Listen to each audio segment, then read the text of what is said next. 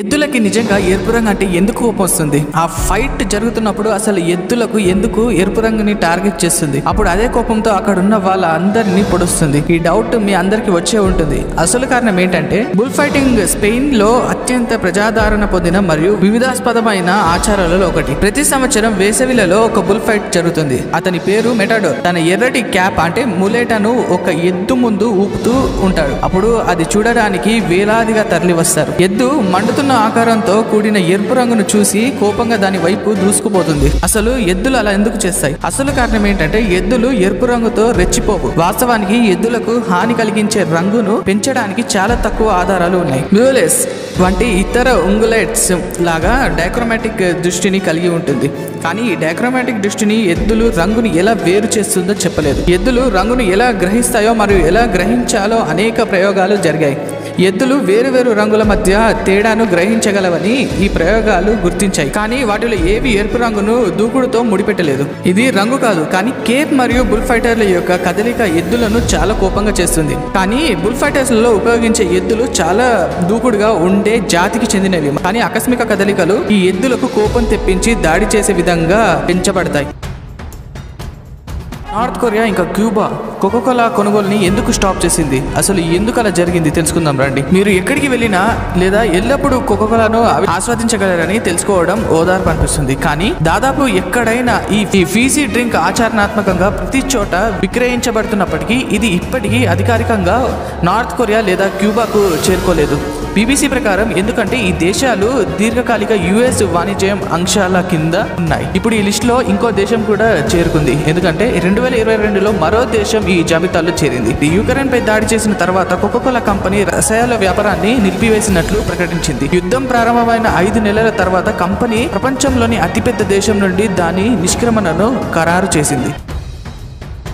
ఆబ్రకడాబ్రా అనే కంపెనీ ఒక గొప్ప కంపెనీగా ఎలా మారింది? అది కూడా మనం రోజు యూజ్ చేసే యాప్ అమెజాన్. ఒకప్పుడు ఇది కడాబ్రా అనే ఆన్లైన్ పుస్తక దుకాణం. అమెజాన్ ఎలా అమెజాన్ గా మారింది అనే కథ కంపెనీ పేరు పెట్టే ప్రక్రియ ఎంత క్లిష్టంగా ఉంటుందో చెప్పడానికి ఒక ప్రధాన ఉదాహరణ. బ్రాడ్ స్టోన్ తన 2013 best seller the everything store లో రాసినట్లుగా కడాబ్రా అనేది ఆబ్రకడాబ్రా అంటే మ్యాజిక్ వల్లే అనే పదానికి సూచనగా ఉద్దేశించబడింది. అయినప్పటికీ CEO జెఫ్ బెజోస్ మొదటి న్యాయవాది సూచన చాలా అస్పష్టంగా ఉందని స్టోన్ రాశాడు. అదనంగా మీరు ఫోన్ లో ఉన్నప్పుడు వ్యక్తులు కొన్నిసార్లు బదులుగా అడావేర్ అని వినిపించారు. 90వ దశకం మధ్యలో బెజోస్ మరియు అతని భార్య ఇతర అవకాశాలను అన్వేషించడం ప్రారంభించారు. వారు awake.com, browse.com అండ్ bookmail.com అనే డొమైన్ పేర్లను నమోదు చేసుకున్నారు. వారు rerentless.com అనే డొమైన్ పేరును కూడా నమోదు చేశారు మరియు దానిని అలాగే ఉంచారు. కావాలంటే మీరు ఈ అన్ని .coms ని ఒకసారి మీ ఫోన్ లో టైప్ చేసి చూసుకోండి, మీకు తెలిసిపోతుంది. అది డైరెక్ట్ Amazon.com కి మారుతుంది. అప్పుడు జెఫ్ బెజోస్ ఏం చేశాడంటే డిక్షనరీలో ఉన్న ఏ పదాన్ని ఉపయోగించుకొని ఆ సమయంలో ఆ వెబ్సైట్ జాబితాలు ఆల్ఫాబెటిక్ చేయబడ్డాయి కాబట్టి అతను ఏతో ప్రారంభమయ్యే పదాన్ని కోరుకున్నాడు. అతను గ్రహం మీద అతిపెద్ద నది పేరు అమెజాన్ అనే పదంపై అడుగుపెట్టినప్పుడు సరైన పేరు అని నిర్ణయించుకున్నాడు. అంటే అతను భూమి యొక్క అతిపెద్ద పుస్తక దుకాణంగా మారేదానికి the Amazon.com. Longest lived animal, ఎక్కువ కాలం జీవించిన జంతువు. ఉత్తర అట్లాంటిక్ యొక్క చల్లని ఇంకా లోతైన జంతువులకు చెందిన జంతువు కనీసం 272 సంవత్సరాలకు మరియు బహుశా 500 సంవత్సరాల వయసు గల వృద్ధాప్యం వరకు జీవించగలదు. కొన్ని పరిశోధనలు అవి చాలా నెమ్మదిగా పెరుగుతాయని సూచించాయి. సంవత్సరానికి 1/2 అంగుళం అంటే 1 సెంటీమీటర్ కంటే తక్కువ ఇతర వెర్టెబ్రేట్స్ ల కంటే ఎక్కువ జీవితకాలం ఉంటుందని సూచిస్తున్నాయి. ఆస్తి చేప అంటే బోనీఫిష్ వయసును నిర్ణయించడం దాని ఓటోలెట్స్ లేదా చెవిరాలను విశ్లేషించడం ద్వారా సులభంగా చేయవచ్చు.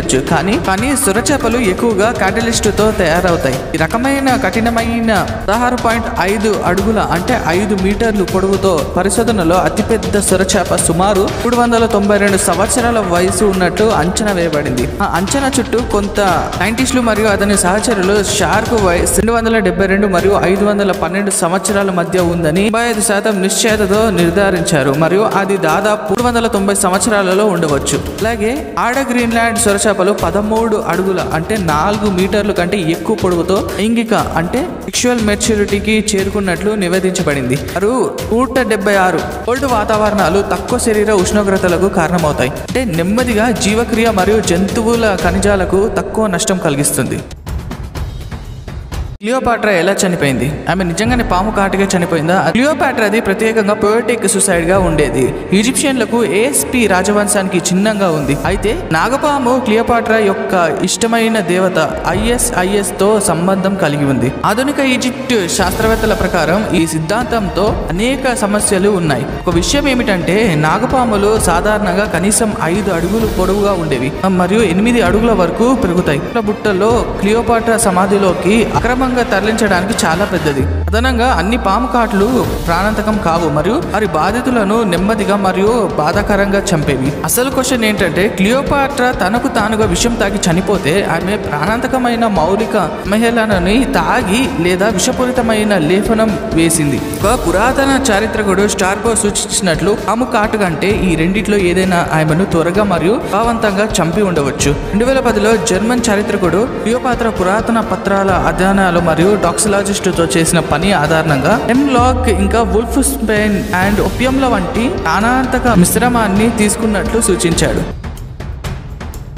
రాణికి వావ్ గుజరాత్ లోని పఠాన్ నగరంలో ఉన్న అద్భుతమైన నిర్మాణం. ఈ అద్భుతమైన స్టెఫెల్ UNESCO వరల్డ్ హెరిటేజ్ జాబితాలో జాబితా చేయబడిన గౌరవాన్ని సాధించింది. నీటి పవిత్రతను నొక్కి చెప్పే ఇన్వర్స్ దేవాలయం వంటి నిర్మాణం ద్వారా ప్రత్యేకంగా నిలుస్తుంది. 7 మెట్లను కప్పి ఉంచే శిల్పకళ ఫలకాలతో స్టెఫెల్ విజువల్ వండర్ గా నిలిచింది. ఈ ప్యానెళ్లు 500 కంటే ఎక్కువ ప్రధాన శిల్పాల యొక్క అత్యుత్తమ సేకరణను ప్రదర్శిస్తాయి. వాటితో పాటు 1000 కంటే ఎక్కువ చిన్న శిల్పాలు ఉన్నాయి. మతపరమైన మరియు సాంకేత దానికి వావ్ చరిత్ర 11వ శతాబ్దం సి నాటిది. క్యూఎన్ ఉదయామతి భీమా 1 యొక్క యుతంతవు రాజప్రతినిధి సరస్వతి నది ఒడ్డున ఉన్న స్మారక చిహ్నంగా దీనిని నిర్మాణించారు. రాణికి వావ్ చాలా విస్తీర్ణంగా గుర్తించబడుతుంది. దాని చిత్రం భారతీయ 100 రూపాయల నోటు వెనుక భాగంలో కనిపిస్తుంది.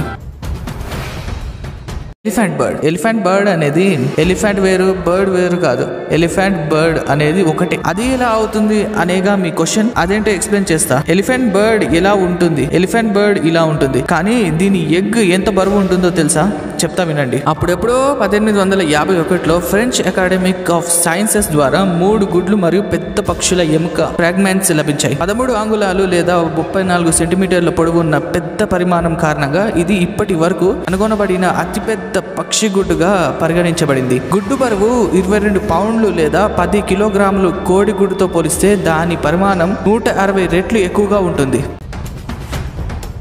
చైనీసులు ఎందుకు చైనా డ్రాగన్ ని అంత ప్రతిభావంతంగా చూస్తారు? ఎందుకంటే చైనీస్ డ్రాగన్ చైనా చరిత్రలో అత్యంత ప్రసిద్ధ జీవి. ఇది మోస్ట్ ఐకానిక్ డ్రాగన్ గా ప్రకటించబడుతుంది మరియు పురాతన కాలంలో డ్రాగన్లు చక్రవర్తి యొక్క చిహ్నాలుగా ఉంటాయి. అవి అదృష్టాన్ని కూడా తెస్తారని కూడా భావించారు. భయంకరమైన మరియు శక్తివంతమైన డ్రాగన్ అన్ని జీవాలలో గొప్పది, కానీ అదే సమయంలో అది దయతో మరియు బంగారు హృదయాన్ని కలిగి ఉందని కూడా భావించబడింది. డ్రాగన్లు మంచి మరియు చెడు రెండింటిని సూచిస్తాయని నమ్ముతారు. అలలు మరియు విధ్వంసానికి కారణమైన వారు వ్యవసాయ రాక్షసులుగా పూజిస్తారు. డ్రాగన్లు ధైర్యాన్ని సూచిస్తాయని భావిస్తారు మరియు డ్రాగన్ సంవత్సరంలో పుట్టడం శుభప్రదంగా పరిగణించబడుతుంది. అనేక మంది శక్తివంతమైన యోధులు డ్రాగన్ సంవత్సరాలలో జీవించినందున ఈ ప్రాముఖ్యత పెరిగింది.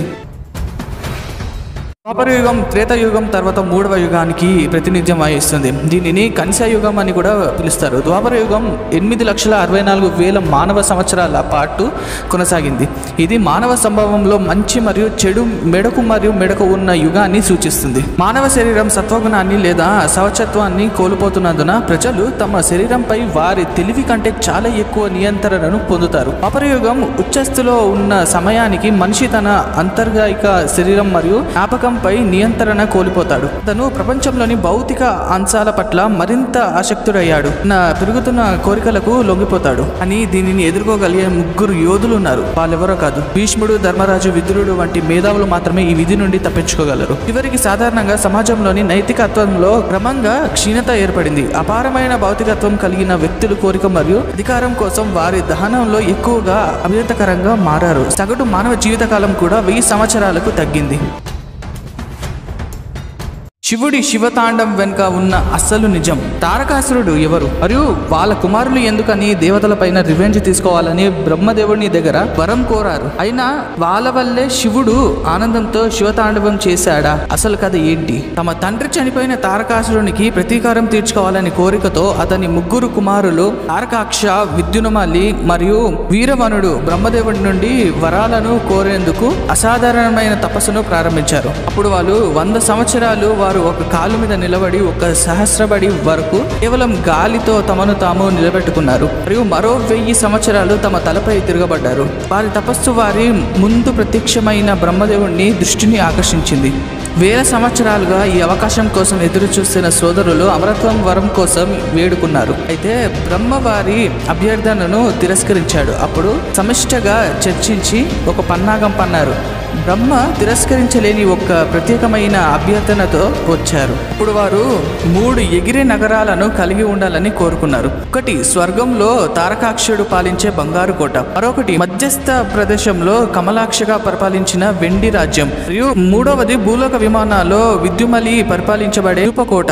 వాయు మార్గాన నగరాల ఈ త్రయం సమిష్టగా త్రిపుర అని పిలుస్తారు. ప్రతి 1000 సంవత్సరాలకు ఒకసారి వారి సమలేఖన సమయంలో ఒక బాణం వారిని చంపగలిగితే మాత్రమే నాశనం చేయబడుతుంది. ఆయాసుడు బ్రహ్మ ఆదేశానుసారం ముగ్గురు సోదరులు నివేశించడానికి మరియు పాలించడానికి ఈ నిర్మాణ అద్భుతాలను రూపొందించాడు. అప్పుడు స్టార్ట్ అయింది అసలైన కథ.